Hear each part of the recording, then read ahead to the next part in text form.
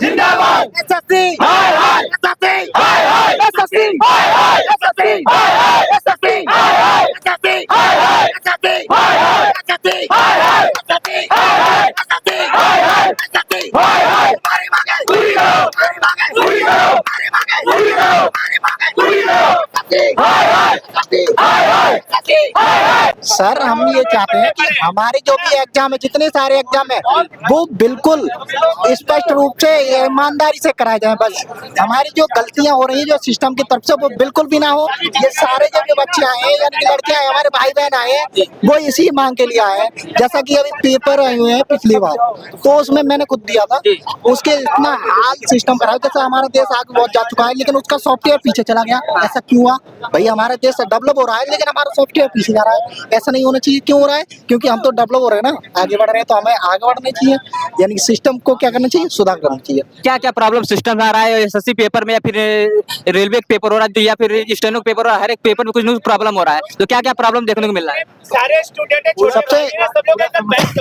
सबसे समस्या तो बहुत सारी है पर लेकिन मेन समस्या सबसे पहली तो जो कंपनी जो करा रही है जो एग्जाम तो जो सर्वर जो है वो बिल्कुल ही काम नहीं कर रहा है।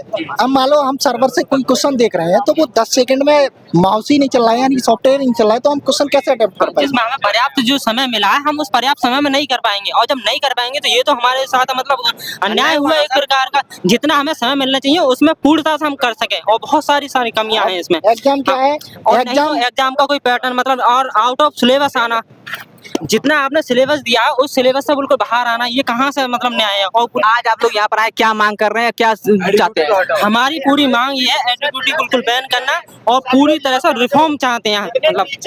हाँ, इसमें जी क्या कहना चाह रहे हैं आप? हम ये कहना चाह रहे हैं सर कि एडीक्यूटी जो कंपनी आई है जो ये अभी नए हाल ही में टेंडर ली है, ये जब से क्वेश्चन पूछना शुरू की है उसके पहले हमारे जो टीचरों ने आंदोलन किया था उस बेसिस पे किया था लेकिन उसके बाद भी कोई रिफॉर्म नहीं हो पाया अभी तक। और अभी तक जो अभी स्टेनो का पेपर हाल ही में हुआ उसमें रॉन्ग क्वेश्चन पूछे गए हैं और रॉन्ग क्वेश्चन के साथ साथ जो ऑप्शन दिए गए थे वो मतलब सब्जेक्ट का जो क्वेश्चन था वो मैथ का था और जो ऑप्शन दिए गए थे ओरिजिनिंग के दिए गए थे। टोटली मतलब कि फॉल्ट सिस्टम चल रहा है। और उसकी दिक्कत नहीं है, सॉफ्टवेयर की दिक्कत है, सिस्टम की दिक्कत है।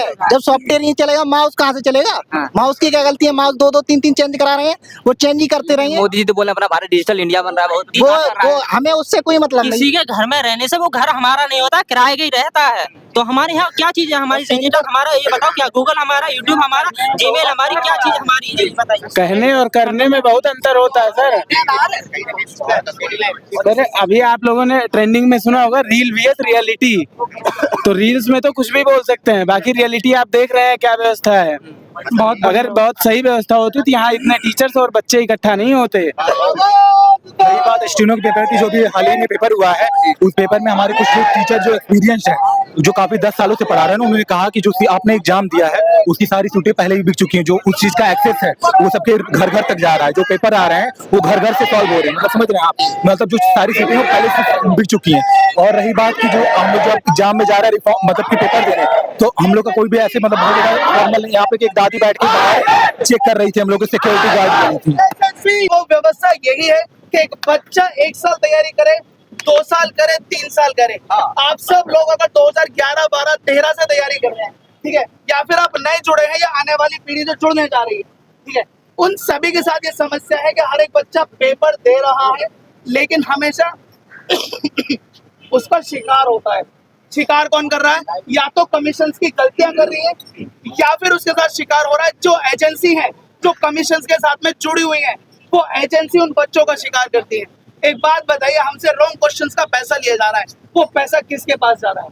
हम सब लोग 500 किलोमीटर दूर जा रहे हैं, हम क्यों जा रहे हैं? ये सारी की सारी व्यवस्था है। दूसरा, हम जब पेपर सही कर रहे हैं, हमारे टीचर्स हमें सही पढ़ा रहे हैं, हम सभी बच्चों को सही पढ़ा रहे हैं, तो फिर एग्जाम में क्वेश्चन गलत क्यों आ रहे हैं? और जब इतनी बड़ी अथॉरिटी है तो वो सारी की सारी अथॉरिटी क्वेश्चंस प्रिंट करने से पहले, डिस्प्ले करने से पहले ये क्यों नहीं चेक करते वो क्वेश्चन सही है या नहीं है? और इसके बाद बड़ी एजेंसी है सर। और सबसे बड़ी बात बताइए, आप मेहनत कर सकते हैं दिन रात, हम टीचर आप लोग को पढ़ा सकते हैं, लेकिन आपका जब खराब व्यवस्था में जब अनफेयर ढंग से आपका पेपर होगा, जब आपका वहाँ सिलेक्शन ही नहीं होगा तो पढ़ने से क्या फायदा होगा? आप लोग बताइए, पढ़ने से फायदा होगा? नहीं होगा।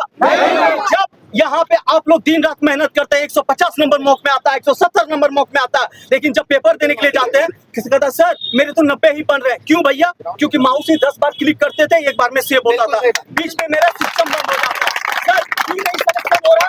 सर मेरा सेंटर दे दिया 800 किलोमीटर दूर सर, और वहाँ पे मैं पहुंच ही नहीं पाया। सब बच्चे की स्थिति समान नहीं होती है। स्टूडेंट लाइफ में सर, उसके बाद जब आप सेंटर पे पहुंच जाते हैं, जब आप सेंटर पे पहुंच जाते हैं तो वहाँ पे पता चलता है कि आपका पेपर को कैंसिल कर दिया जाता है। और आपको पता है एसएससी वालों ने क्या किया?